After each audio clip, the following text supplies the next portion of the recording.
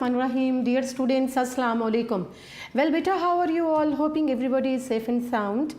Let us start our today's assignment, today's work, and that is chapter number 3 of the novel Mr. Chips.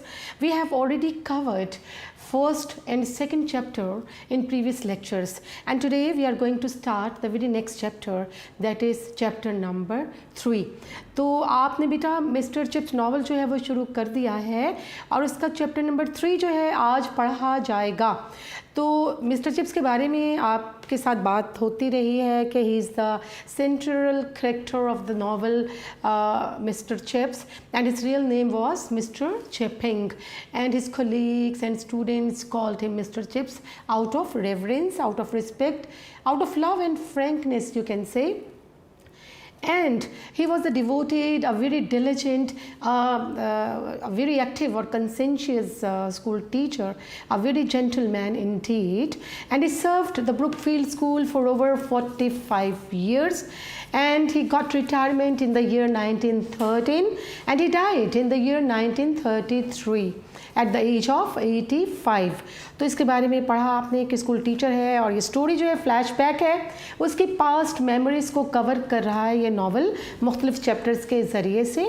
हमें 9 chapters पढ़ना है आपके first term में, तो 2 chapters complete हो गए. थर्ड चैप्टर में देखते हैं आज क्या होगा. आपने पढ़ा कि वो मिसेस विकेट के यहाँ रह रहा था रिटायरमेंट के बाद और मिसेस विकेट के यहाँ जो उसकी यादें हैं मुख्तलिफ़ कोलीग्स के, बच्चों के हवाले से, स्टूडेंट्स के हवाले से और वॉर टाइम के हवाले से, वो सब मुख्तलिफ़ चैप्टर्स में उसकी यादें और मुख्तलिफ़ स्टूडेंट्स का जिक्र जो है वो मिलता रहेगा. बेटा आपके साथ बड़ी डिटेल बात हुई है. फर्स्ट जो लेक्चर इसका हुआ नॉवल का, सेकेंड लेक्चर हुआ, थर्ड लेक्चर अब है. ये याद रखिएगा जब आप क्वेश्चन आंसर याद करते हो इन चैप्टर्स के तो इसमें करेक्टर स्केचेस भी बहुत इंपॉर्टेंट हैं. और करेक्टर स्केचेस जो हैं वो आपको कौन कौन से याद करने चाहिए वो मैं थोड़ा सा लिख देती हूँ. देखिए आपको मिस्टर चिप्स का करेक्टर स्केच जो है वो तैयार करना चाहिए. कैथरीन ब्रिजेस का, कैथरीन ब्रिजेस कौन थी? Mr Chips wife Catherine Bridges, इसका करेक्टर स्केच. इसके अलावा आप देखते हैं कि मुख्तलिफ हेड मास्टर्स थे जो उसके पढ़ाने के दौरानिए में जो मुख्तलिफ हेड मास्टर्स आते रहे हैं ब्रुकफील्ड स्कूल्स में. उसमें सबसे पहले तो जिक्र है वेदरबाय का, वेदरबाय ठीक है उसका कैरेक्टर. फिर आपके पास नेक्स्ट मिस्टर मेल्ड्रम, ये हम लिख लेते हैं मिस्टर वेदरबाय लिख लेते हैं जी बेटा. देखिएगा मिस्टर वेदरबाय. फिर कैरेक्टर स्केच आता है नया headmaster mister Meldrum, mister Meldrum. फिर उसके बाद हम पढ़ते हैं mister Rolston. Next is mister Chaptries. फिर मिस्टर कॉटराइट, कॉटराइट. ये वो मुख्तलिफ हेड्स थे जो मुख्तलिफ दौरानिए में 45 ईयर्स के दौरान मुख्तलिफ हेड्स जो हैं जो स्कूल में ब्रुकफील्ड स्कूल में आते रहे हैं. इनके करेक्टर स्केचेस जो हैं आपको तैयार करना चाहिए. फिर मिसेस विकेट का character sketch. Mrs Wickett, Mrs Wickett कौन थी? She was the in charge of the laundry और the linen room at Brookfield school. और after retirement she started living in her home, her own home which was across the road and in front of the Brookfield school. तो Mrs Wickett जो है इसका character sketch. ये सारे character sketch जो हैं बेटा आपने तैयार करने हैं. करेक्टर स्केचेस का सवाल जो है वो नॉवल में लाजमी आता है. आपको पेपर में 2 करेक्टर स्केच जो हैं वो लाजमी दिए जाते हैं. ठीक है जी. तो तैयार करते हैं आपका आज का चैप्टर और आज के चैप्टर के हवाले से बात करते हैं. इसमें इसके सेलिएंट पॉइंट आपसे डिस्कस कर लूँ कि इसमें किस चीज़ का तस्करा किया गया है. इसमें सबसे पहले तो आपको ये बताया गया है कि वह type of the room which was rented out to Chips by Mrs Wickett. Mrs Wickett ने जो कमरा उसको रेंट आउट किया था वो कैसा था. और फिर हमें ये बताया गया है कि किस तरह से वहाँ रिटायरमेंट के बाद मिस्टर चिप्स बच्चों को, अपने कोलीग्स को, न्यू कमर्स को इन्वाइट किया करता था, वार्म वॉलनट केक से और टी से उनको महसूस किया करता था, सर्व किया करता था। फिर इसमें हमें ये बताया गया है कि मुख्तलिफ बच्चे जो है उसको क्या रिमार्क्स देते हैं, क्या कमेंट्स करते हैं जाने के बाद। फिर इसमें हमें एक कॉलिंगवुड मेजर कॉलिंगवुड जो कि उसका ओल्ड स्टूडेंट था, उसका वाक़या इसके अंदर बयान किया गया है।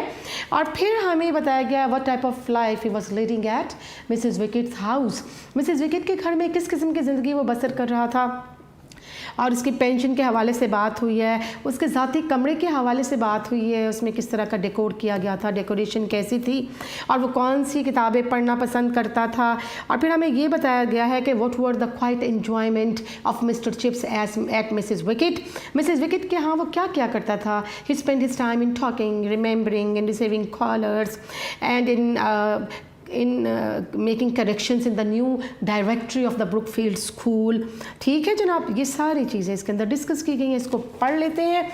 जी बेटे, आपके पास आ गया chapter 3। It was a small but very comfortable and Sunny room. ये बहुत छोटा लेकिन बहुत कंफर्टेबल, ईजी, आरामदेह कमरा था। सनी रूम, सनी यहाँ पर well lit, WELL well, LIT lit, well lit, रोशन कमरा था। That Mrs Wickett let to him. Let to क्या होता है? लेट टू का मतलब rent it out, rent out करना, यानी जो कमरा मिसेस विकेट ने रेंट आउट किया था, किसे रेंट आउट किया हुआ है? चिप्स को। कैसा कमरा था? सनी रूम था, कंफर्टेबल था। ठीक है जी। इसके बाद हम देखते हैं नेक्स्ट क्या चीज़ आती है। जी, the house itself was ugly and pretentious. Ugly क्या होता है? Awkward, awkward. और प्रिटेंशियस क्या होता है? प्रिटेंशियस मीन्स शोई, बनावटी सा बना हुआ घर। ठीक है, तो ये घर कैसा था दिखने में? बहुत अजीब व गरीब, बदनुमा सा, बाज़ दफ़ा हम कह सकते हैं बनावटी सा नज़र आता था। But that did not matter, लेकिन इससे कोई फ़र्क नहीं पड़ता कि घर प्रिटेंशियस था, शोई था, ऑकवर्ड था, अजीब सा था। It was convenient. Convenient mean easy, comfortable, easy, comfortable. तो क्या था? रहने के काबिल था, कंफर्टेबल था, and that was the main thing, और यही अहम बात थी। For he like if the weather were mild enough to stroll across to the playing fields in an afternoon and watch the games. Mild का मतलब क्या होगा? प्लेजेंट, खुशगवार। और स्ट्रॉल क्या होता है? टू वॉक लशरली, टू वॉक लशरली यानी चहलकदमी करना बड़े सुकून से। तो अगर मौसम माइल्ड होता था, खुशगवार होता था, तो मिस्टर चिप्स जो है वो प्ले ग्राउंड की तरफ चला जाता, वहाँ चहलकदमी करना पसंद करता था किसी दोपहर में, और गेम्स को वॉच किया करता था। He like to smile and exchange a few words with the boys when they touch their caps to him.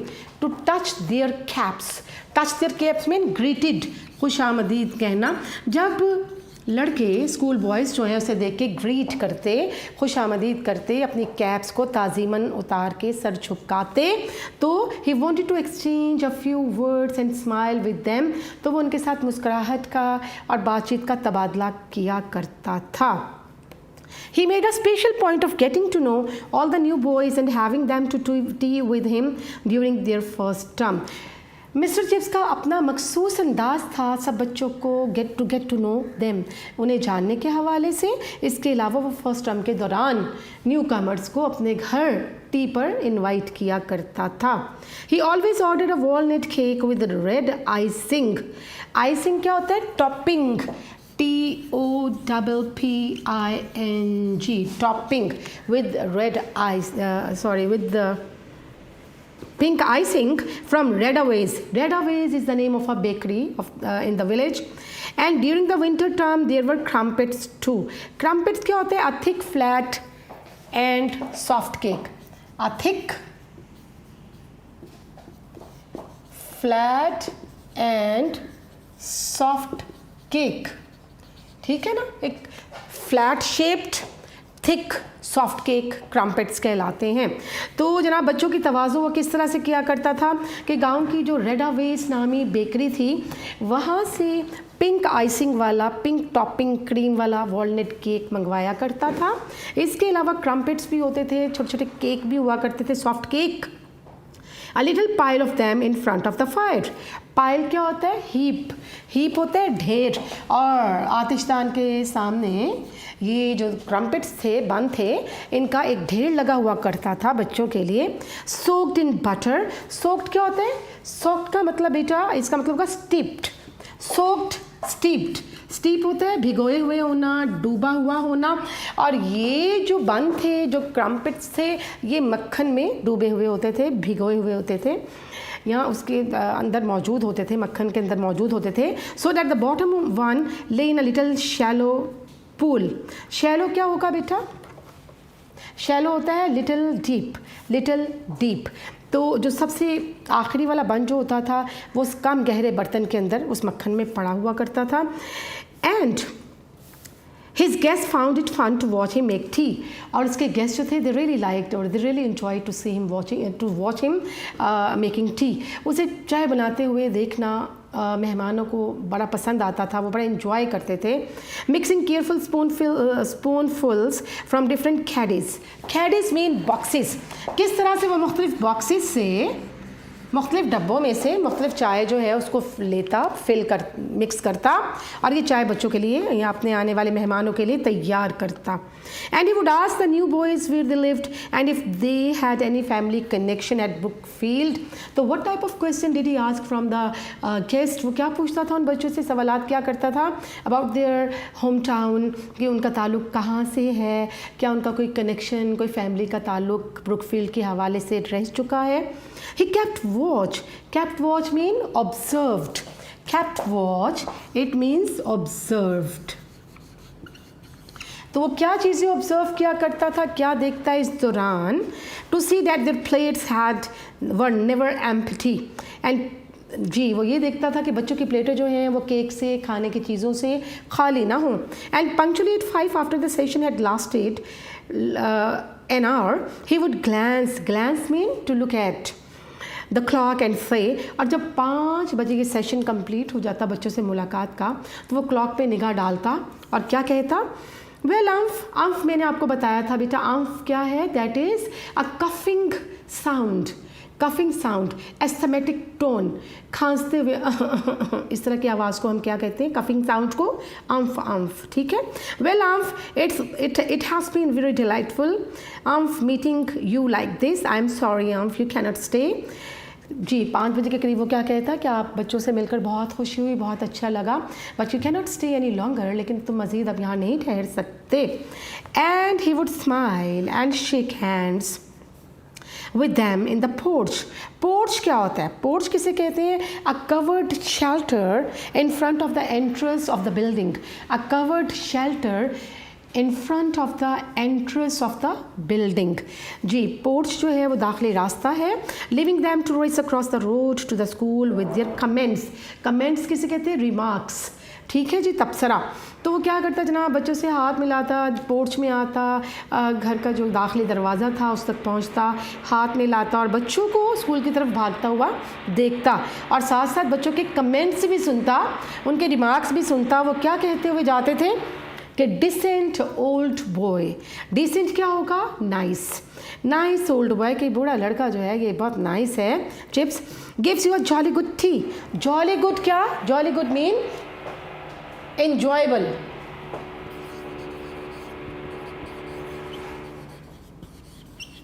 enjoyable क्या होगा? पुरलुत्फ, कि बड़ी ही पुरलुत्फ चाय जो है वो पिलाता है सबको।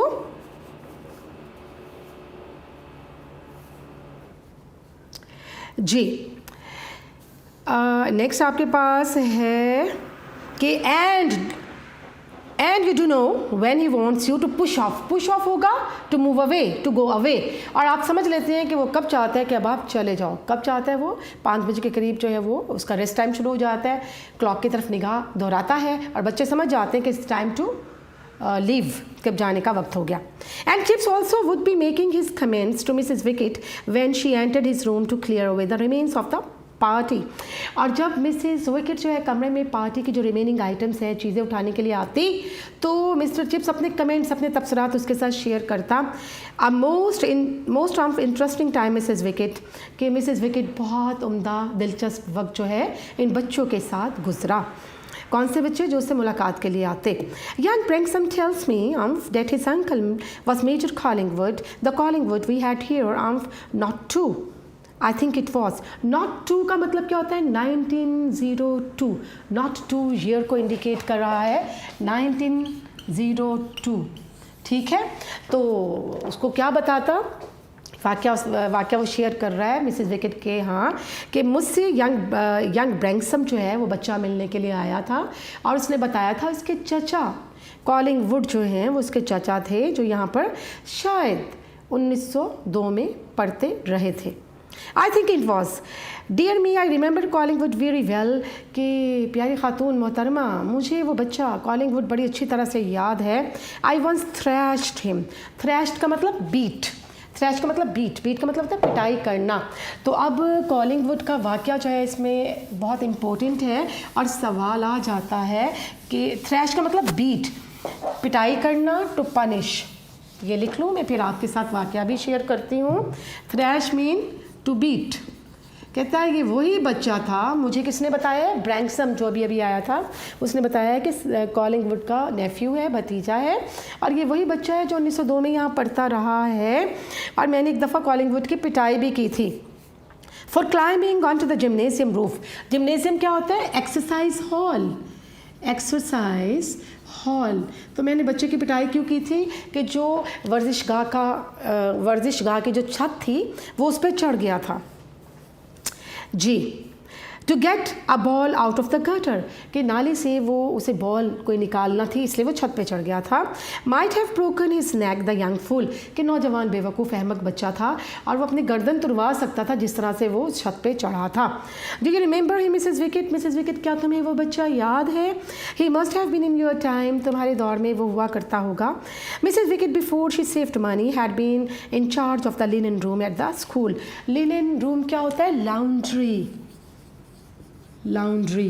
तो मिसेस विकेट जो है कि वो भी अब इसमें मिसेस विकेट के करेक्टर के हवाले से भी आ जाता है कि वो कौन थी। वो was Mrs Wickett. Mrs Wickett जो थी वो स्कूल की लाउंड्री रूम की इंचार्ज थी और उसने अपने लिए काफ़ी पैसा वहाँ से सेव कर लिया था। रिटायर हो चुकी थी वो भी। Yes I knew I am sir, कि वो क्या जवाब देती कि जी जनाब मैं जानती हूँ, मुझे याद आ गया वो बच्चा। Cheeky is was to me. Cheeky कहा जाता है naughty, a little rude, naughty, rude भी कह सकते हैं इसको। ठीक है, कहती है कि वो बच्चा कैसे था? थोड़ा सा गुस्ताख था, थोड़ा सा बदतमीज़ था, थोड़ा सा शरारती था generally. But we never had no bad words, harsh words between us, लेकिन कभी भी हमें बुरे अल्फाज का तबादला नहीं हुआ। जस्ट चिकी लाइक क्या था? He was little rude only.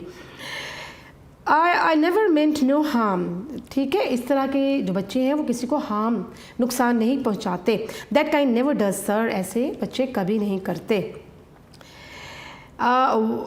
Wasn't it I am that got the medal sir, जनाब ये वही बच्चा नहीं है जिसने मेडल भी लिया था, जिसको तमगा भी मिला था? येस अ DSO। और चिप्स का जवाब में कहता है कि उसे DSO। DSO क्या है? Distinguished service order, service order. DSO जो है एक तमगे का नाम है, ये इसका मतलब है distinguished service order and awarded to it was awarded to the military officer during war time. जब वॉर टाइम में जिन मिलिट्री ऑफिसर्स ने सर्व किया था उनको अवॉर्ड किया जाता था। Will you be wanting anything else sir? अब मिसेस विकेट पूछती कि क्या जनाब आपको कोई और चीज़ खाने के लिए चाहिए? Nothing more now I am till chapel time. Chapel time क्या होता है? Prayer time, prayer time in the church, prayer time in the church, church में इबादत का वक्त। तो मिस्टर चिप्स उसको जवाब देता कि नहीं, जब तक चैपल टाइम नहीं हो जाता, गिरजाघर में जो इबादत का टाइम शाम का नहीं हो जाता, तब तक कुछ नहीं चाहिए। He was called in Egypt I think, yes you can bring me my supper about then. Supper mean dinner. और फिर चिप्स उसे कहता मुझे याद पड़ता है कि इजिप्ट के मकाम पर जंग अजीम के दौरान इजिप्ट के मिस्र के मकाम पर यह बच्चा जो मेजर बन गया था, आर्मी में चला गया था, ये मारा गया था। और फिर उसे कहता कि हाँ मेरा सपर जो है, मेरा शाम का खाना कब ले आना? चैपल टाइम के बाद। ठीक है, गिरजाघर के इबादत के बाद। जी बेटे। A pleasant life at Mrs wickets. Placid क्या होता है? प्लेसिड कहा जाता है पीसफुल, पीसफुल। तो कैसी ज़िंदगी गुजार रहा था? What type of life he was spending eight Mrs wickets home, कि ये बहुत ही पुरसकून और बहुत ही आरामदेह ज़िंदगी थी। He had no worries, his pension was adequate. Adequate means suitable, proper. Mr Chips को कोई वरीज नहीं थी, कोई परेशानी, एग्जाइटी नहीं थी। उसकी पेंशन काफ़ी आती थी। And there was a little money saved up beside. Beside क्या होता है? In addition. इसके अलावा उसने कुछ पैसे जो हैं अपने पास सेव करके भी रखे हुए थे, महफूज रखे हुए थे। And he could afford everything and anything he wanted. और उसे जो चीज़ चाहिए थी वो उसे अफोर्ड कर सकता था, खरीद सकता था। His room was furnished simply and with school masterly taste. तो उसका कमरा कैसा था? How did he decor his room? उसका कमरा कैसे डेकोर था? कि मास्टरली, एक मास्टर के ज़ौक़ की अक्कासी करता था। A few book shelves and sporting trophies. कुछ किताबों की शेल्फ्स थे कमरे में, कुछ ट्रॉफीज़ रखी हुई थी। A mental piece crowded with fixture card. Fixture card play card को कहा जाता है। और कुछ स्पोर्ट्स के, खेलों के जो कार्ड्स थे, एंट्री कार्ड, वो उसके मेंटल पीस पे, मतलब आतिशदान के ऊपर जो स्लैब है वहाँ रखे हुए थे। And sign photographs of the boys and man. और कुछ लड़कों के, कुछ लोगों के, अशखास के, मशहूर शख्सियात के जो फोटोग्राफ्स जिस पे साइन मौजूद थे, वो भी रखे थे वहाँ पर। अब वॉन टर्की कारपेट। वॉन क्या होता है? ओल्ड। एक पुराना तुर्की का बना हुआ कारपेट भी मौजूद था, कालीन मौजूद था। बिग इजी चेयर्स, बड़ी बड़ी आरामदेह कुर्सियाँ मौजूद थी उसके कमरे में। पिक्चर्स ऑन द वॉल, और दीवारों पर तस्वीरें आवेज़ा थी। Of the Acropolis and the forum. Acropolis क्या होता है? एक्रोपोलिस इज़ ग्रीक फोर्ट, यूनानी किला। और इसके अलावा फोरम क्या है? Roman market. तो तस्वीरें कैसी थी जो उसने कमरे में लगा रखी थी? उसमें यूनानी किले की तस्वीर थी, उसमें रोम की जो पब्लिक प्लेस है, मार्केट है, उसकी एक तस्वीर जो है वो आवेज़ा थी। Nearly everything had come out of his old house master's room in the school house. जो स्कूल हाउस था, जो बोर्डिंग हाउस था, जहाँ वो स्टे करता था, जहाँ उसने स्टे किया हुआ था बोर्डिंग हाउस में, वहीं से वो सारी चीज़ें लाकर मिसेस विकेट के यहाँ उस किराए के कमरे में रखी गई थी। Nearly everything had come out of his old. The books were chiefly होता है basically, mainly. Classical क्या होता है? Greek and Roman. किताबें कैसी थी? पुरानी, यूनानी और लातीनी ज़बान की किताबें थी। For that had been his subject, क्योंकि इसका सब्जेक्ट क्या था? वो क्लासिक लैंग्वेजेस पढ़ाता था, ग्रीक और रोमन लैंग्वेजेस, लैटिन पढ़ाता था, तो ये इसका सब्जेक्ट भी था। There was however seasoning of history. Seasoning क्या होता है? अ स्मॉल नंबर ऑफ, कुछ कम तादाद में तारीख़ी किताबें भी मौजूद थी। एंड बेलिस लेटर होगा लाइट लिटरेचर, हल्की फुल्की अदब की किताबें भी वहाँ पर, लिटरेचर की किताबें भी वहाँ पर उसके कमरे में मौजूद थी। जी बेटा, नेक्स्ट देखते हैं। There was also bottom shelf piled up किसके थे? हीप्ड होता है भरा हुआ होना, ढेर लगा हुआ होना, HEAPED। तो एक जो उसके शेल्फ्स थे, उसके नीचे वाले खाने में एक ढेर लगा हुआ था किताबों का। वो कैसी थी? With cheap editions of detective novels, कि वो आम से चीप, ऑर्डिनरी, कॉमन, चीप होगा कॉमन, डिटेक्टिव नॉवेल्स थे, जासूसी नॉवल थे। एंड चिप्स एंजॉयड दीज, और चिप्स इनसे लुत्फ उठाता था। He love to read detective novels. Sometimes he took down Virgil or Xenophon. Virtual और जेनोफोन क्या है? हम लिखते हैं यहाँ पर। वर्चुअल जो था वो तो रोमन पोइट है, और जेनोफोन जो है वो ग्रीक हिस्टोरियन है। वर्चुअल है रोमन पोइट, रोम का शायर, और जेनोफोन क्या है? ग्रीक हिस्टोरियन यानी यूनानी मौरख। तो इनकी किताबें बाज़ दफ़ा वो पढ़ना पसंद करता था, जेनोफोन की और वर्जुअल की। And read for a few moments, लेकिन चंद लम्हों के लिए किताबें पढ़ता। But he was soon back again with doctor Thorndike and inspector French. लेकिन जल्दी डॉक्टर थॉर्नडाइक और इंस्पेक्टर फ्रेंच की जासूसी नावल उसको पसंद आते थे, पढ़ना पसंद आते थे। He was not despite his long years of assiduous teaching. Assiduous क्या होता है? diligent, based on hard work, based on hard effort, कि इतने अरसे तक मुसलसल मेहनत करते हुए टीचिंग या तदरीस करते हुए करने के बावजूद इतने सालों के बाद भी वो कोई बहुत he was not, despite his long years of assiduous teaching, a very profound classical scholar. profound होगा deep, यानी बहुत अर्सा तक क्लासिकल लैंग्वेजेस पढ़ाने के बावजूद वो बहुत बड़ा कोई स्कॉलर नहीं बन पाया था। ठीक है जी। Indeed he thought of Latin and Greek far more as dead languages. Dead languages क्या होता है? Languages no more in use. Languages no more in use. वो ये समझता था कि लातीनी ज़बान और ये ग्रीक ज़बान जो है डेड लैंग्वेजेस हैं, ज़माने के साथ साथ तब्दीली आ चुकी है, तब्दील हो चुकी हैं ये ज़बानें भी, और इनको इस्तेमाल में नहीं लाया जा रहा। From which English gentleman ought to होता है शुड, ये मॉडल वर्ब है। To know a few quotations, तो वो क्या चाहता था कि इन ज़बानों से कुछ कोटेशंस, कुछ टैग्स, कुछ फ्रेजेस ज़रूर ले लेने चाहिए जो जेंटलमैन है, जो पढ़ा लिखा तबका है। Then as living tongues that had ever been spoken by living people, यानी जो लिविंग पीपल हैं, मौजूदा दौर के जो उसके ज़माने के लोग थे, उनकी जो लिविंग लैंग्वेजेस थी उन इंग्लिश के बरक्स लैटिन और ग्रीक जो थी वो ओल्ड लैंग्वेजेस थी, and that was no more in use. तो ये समझता था कि जो जेंटलमैन है, जो पढ़ा लिखा तबका है, उन्हें कुछ फ्रेजेस, कुछ कोटेशंस ले लेने चाहिए इन ज़बानों से भी। ठीक है जी। ही लाइक दो शॉर्ट लीडिंग क्या होगा? Prominent articles. आर्टिकल्स क्या होता है? आर्टिकल्स होता है मज़ामीन होते हैं, एसेज होता है, शॉर्ट राइटिंग्स होती हैं। इन द टाइम्स, और टाइम्स न्यूज़पेपर का नाम है, that introduced a few tags. Tags क्या होता है? फ्रेजेस जी। डैट ही रिकग्नाइज्ड, यानी टाइम नामी अखबार जो कि उसको पढ़ना पसंद था, और इसके अंदर जो लीडिंग आर्टिकल्स थे, जो अहम तरीन आर्टिकल्स थे, उनके अंदर जो कोटेशंस और टैग्स और फ्रेजेस होते थे ग्रीक और लैटिन, वो उससे अच्छे लगते थे। To be among the dwindling number of people. Dwindling क्या होगा? डिक्रीजिंग, कम होते हुए, decreasing number of people who understood such things was to him a kind of secret and valued Freemasonry.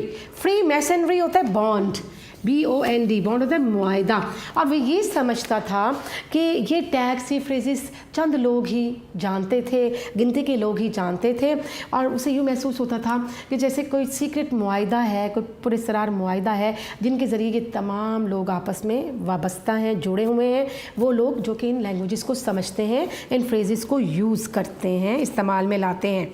So there he lived at Mrs Wickett's with his quiet enjoyments of reading and talking and remembering.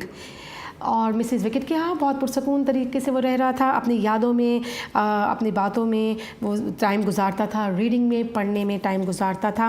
And old man, आपको ये सवाल आ सकता है कि what were the quite enjoyments of Mr Chips at Mrs wickets house. उसकी quite enjoyments क्या थी कि his quiet enjoyments included reading, remembering, talking and attending his visitors.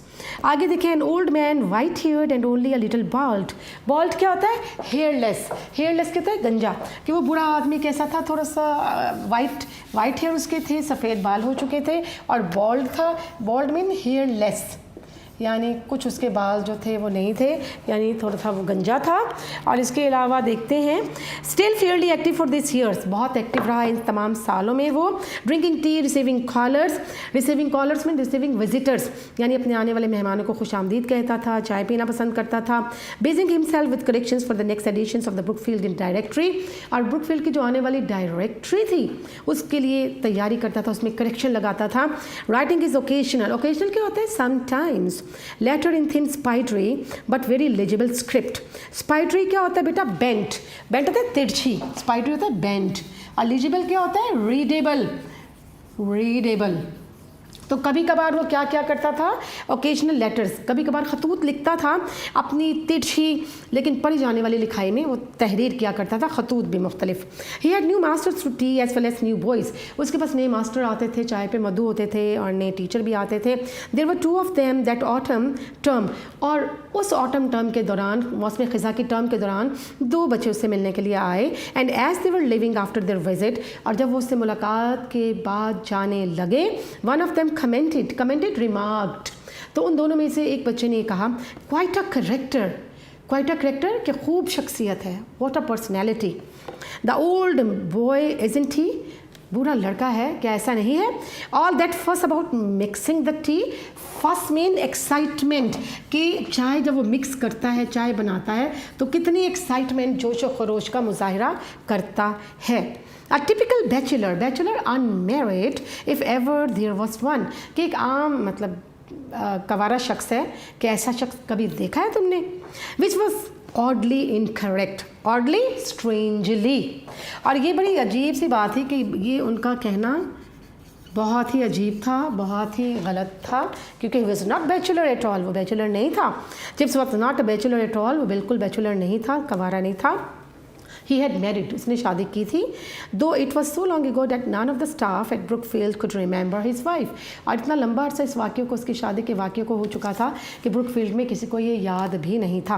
बेटे आपने ये पढ़ा कि उसने कैथरीन ब्रिजेस से शादी की थी and he got married in the year 1896, but unfortunately his wife died after 2 years in childbirth in the year 1908. So that is why after a long period nobody at staff members and staff members could remember about his marriage. ये बड़ा पुराना वाक़या हो चुका था उसका, तो बहुत से लोगों को याद नहीं था। ठीक है बेटे, आपका ये चैप्टर जो है ये कंप्लीट हो गया। वेल बेटे, we will continue our assignment with phrasal verbs, क्योंकि we are still having about 7 to 8 minutes in hand, so we just practice some phrasal verbs from our notes yesterday and we will keep on practicing some more phrasal verbs from your notes, unique notes.